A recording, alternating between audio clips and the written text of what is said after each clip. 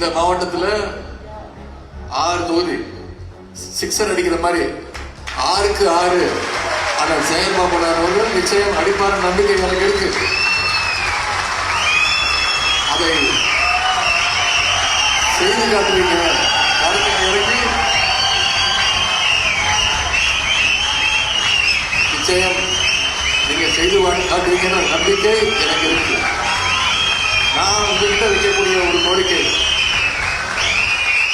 இந்த 6 தொகுதியில அதிகமான வாக்கு வித்தியாசம் எந்த தொகுதி அப்படிங்கிற போட்டி தான் நமக்குள்ள இருக்க வேண்டும்.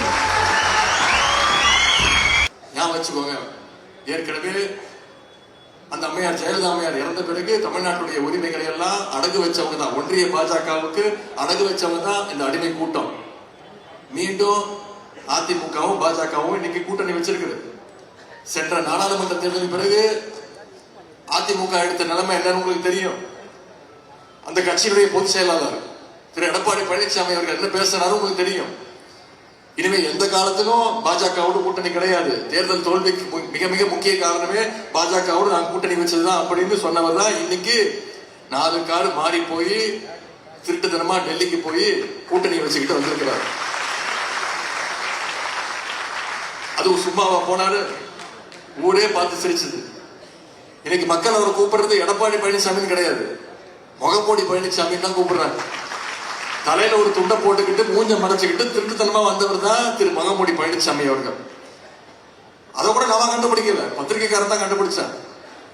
பத்திரிகையாளர் கேட்டாங்க, அது ஏங்க போயிட்டு வந்தீங்களே, உள்துறை அமைச்சர் தானே பார்த்துட்டு வந்தீங்க, முகத்தை ஏன் மூடிட்டு வந்தீங்க, அப்படி என்ன அது நடந்துச்சு உள்ள சம்பவம் அப்படின்னு கேட்டாங்க.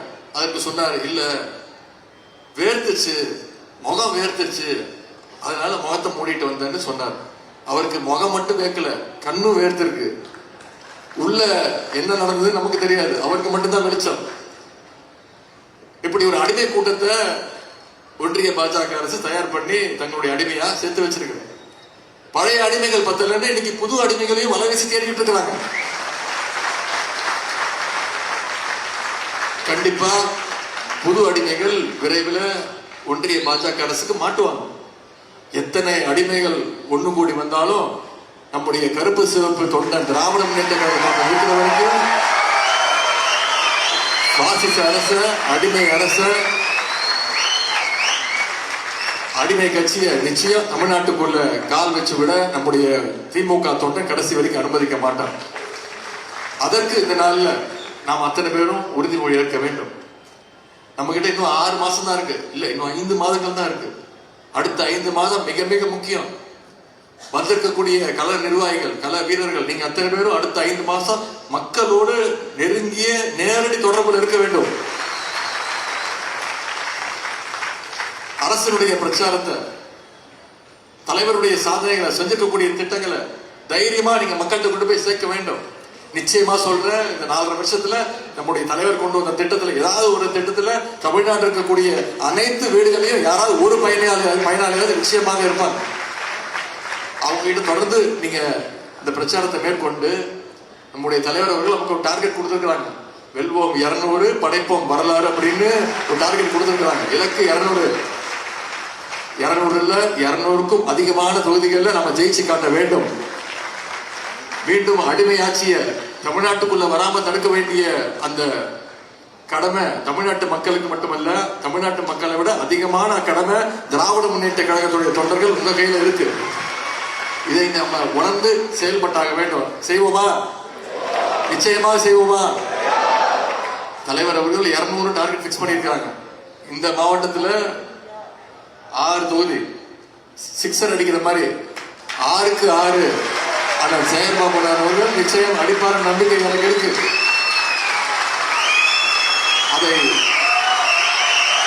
செய்து காட்டுவீங்க. இறக்கி நிச்சயம் நீங்க செய்து காட்டுவீங்கிற நம்பிக்கை எனக்கு இருக்கு. நான் உங்ககிட்ட வைக்கக்கூடிய ஒரு கோரிக்கை, இந்த 6 தொகுதியில அதிகமான வாக்கு வித்தியாசம் எந்த தொகுதி அப்படிங்கிற போட்டி தான் நமக்குள்ள இருக்க வேண்டும்.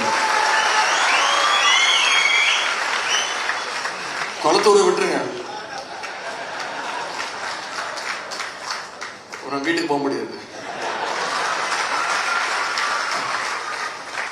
அந்த போட்டி அடுத்த 5 மாசம் நமக்குள்ள அந்த போட்டி இருக்கணும். பாப்போம், நீயா நானா, உன் தொகுதியா என் தொகுதியா, யார் அதிகமா பிரச்சாரம் பண்றா, யார் அதிக வாக்கு வித்தியாசத்தை காட்டுறா.